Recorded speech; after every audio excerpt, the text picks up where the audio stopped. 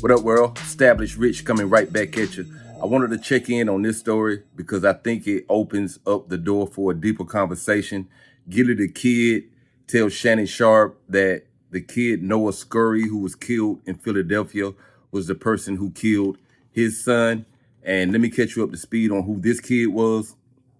Noah Scurry, a 17-year-old basketball star at his Philadelphia high school, died after he was shot on the way to school. According to CBS and NBC Philadelphia, Scurry and his mother were on their way to Samuel Fells High School in Feltonville around 7:15 a.m. on Tuesday, January 14th, when the athlete was shot multiple times on the 5000 block of Tacony Creek Park and Roosevelt Boulevard.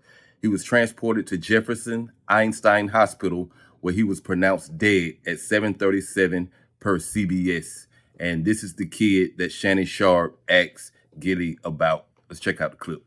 I saw about the 17-year-old basketball player, straight A student. Am I wrong, Gilly? It used to be like the athletes, they got protected. Right.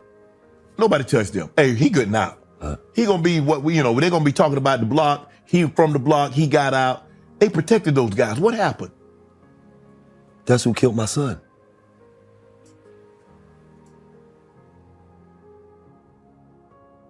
The 17? Yeah. The 17-year-old basketball player that just got shot 17 times? Yes. That's who killed my son. Really? Yes. What was that about? Well, it wasn't for my son. Your son happened to be there? Yes. Oh. Them blocks is beefing. They going through it. My son just so happened to pull up out there 5 minutes. They come to shoot the block up. My son's not from that block. He don't, you feel what I'm saying? Yeah. He just so happened to be in the wrong place at the wrong time. What the? That's how deep it is. Bro, he has the potential to get out. Right. And he living that life? No. But see, you don't understand. He got videos out where he got a jerker mask on. Right. Bunch of guns in his hand. So these kids is influenced by all the wrong things. Right. To shit that don't matter. You know what I mean? Right. To shit that once upon a time when I was growing up in the ghetto, I was influenced by. Mm-hmm. These kids actually think that you can't make it as a rapper unless you killed somebody. Unless you did something out here in these streets.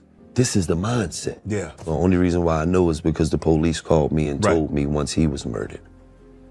Once he got, because the kid had just got shot 17 times. He was walking with his mom. Oh. And he got murdered. And then the police notified me and let me know that he was one of the kids that was pretty much about to get locked up for the murder, but he got murdered first. So, and then, when you do something in the streets know. So, they all on Instagram and they talk, and then, apparently this kid name was the Joker, and, that's what he did. So, but he had to deal with God, that's how I look at it. And as you could hear right there, he says his son was in the wrong place at the wrong time. He had pulled up. He had only been there 5 minutes. They pulled up to do whatever they was doing. I, myself, have been in that situation in a car. The car was shot 5 times. Had nothing to do with me. It was a person that I was speaking to. But I knew myself that I put myself in an environment where something like that could have happened. I was shocked that it happened, but then again, I was not shocked. And he says that they have pictures of him dressed as the Joker. He called himself the Joker. He basically was living a double life. He was keeping up the appearance of a star athlete, honor roll student, no trouble. But when he got around this specific group of friends, he would transform into a different individual with different morals and different codes. And it's scary that he could have been around all of these people and been remembered as such a positive influence to some, and to others be remembered as a murderer, a killer, and him trying to fit in with those people, I believe, is what led him to making the decisions that he made. And Gilly said that this is a mindset, and this is a mindset that's instilled once you submerge yourself into negativity.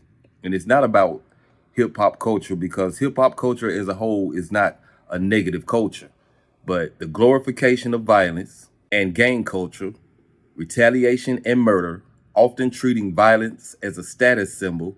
Lyrics glorify spinning the block and catching ops, turning real life tragedies into entertainment. This normalizes a mindset where conflict resolution means pulling a trigger instead of talking it out. Let's check out what else Gilly had to say in closing. Why is the rap, why is that glamorized? Why is going to jail, or I pull that iron out, I put that stick on some, why is that glamorized? I have no idea. I told you when I was young, we glamorized the person that was getting money, the hustler. That's why rap names was like Gotti. Rap games, it was always somebody that was getting some money. Now, it don't be about no money or nothing. They'll kill you about an Instagram post. Right. You said you was gonna slide, you ain't slide yet. Right. Now I slid. Like, are you serious? Right. So, it don't make no sense. As you can hear, Shannon Sharp asks, why is this the mindset? Why does this continue? And we all have been saying the same thing for decades. And every time we have these conversations, we never get to the why, and we never get to the solution. We just all sit and get lost in talking about how effed up everything is. So I wanted to put these comments into the discussion. I wanted to start with platforms like Instagram and TikTok have intensified rap beefs, turning them into public spectacles where disrespect leads to real life consequences. A simple Instagram post or diss track can escalate into deadly confrontations. Many young men, influenced by the music they consume, feel pressure to prove their toughness online, often leading to senseless killings over clout, which is exactly what Gilly was just talking about when he says, you know, you could lose your life over an Instagram post. And that sounds outrageous, but we all know that's true. We hear about it regularly. Materialism and the hustle mentality, which is what Gilly said he grew up on. I myself would say growing up on hip hop, it was celebrated to be a hustler, to get money. Hip hop often promotes wealth as an ultimate goal, but not through traditional success, rather through scamming, drug dealing, or robbing. This distorts priorities, making young men chase fast money instead of long-term stability. Expensive jewelry, designer clothes, and luxury cars become status symbols as the desperation to attain them leads to crime and violence. And that sums it up. It is promoted to get money as a hustler, but it's never promoted to get money in a legal way. And we all know that. Disrespect to human life and the demon persona. Some rappers openly embrace a demon identity, boasting about kill counts and showing no remorse.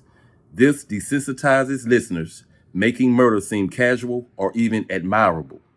The lack of empathy in lyrics translates to real-life disregard for human life, leading to increased homicides within the black communities.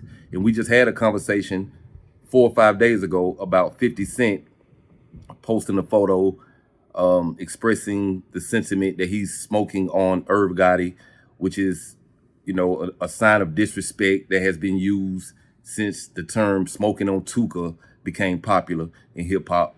Self-destruction and mass incarceration.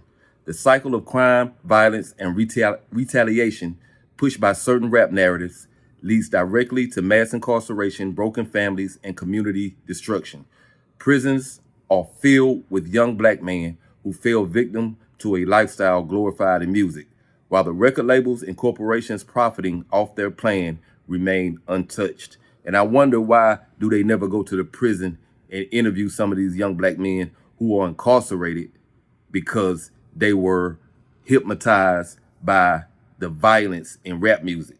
Now, you guys know I'm an artist myself, and I know the difference between expressing yourself in art and intentionally selling a lifestyle glorifying violence that you don't live yourself. Those are two different things, and if we're all being adult, we know the difference. Last point I want to make is, while some artists promote positivity, empowerment, and financial literacy, their voices are often drowned out by commercial rap glorifying violence. The culture must shift and highlight success, unity, and real progress instead of self-destruction for entertainment. And that's the truth.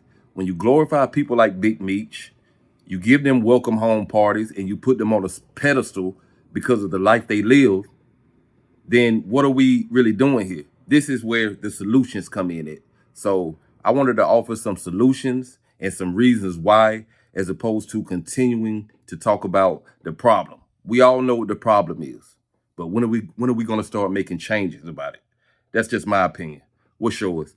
Like, comment, subscribe, establish rich. I'll be back with another one. You know how I do it. Peace.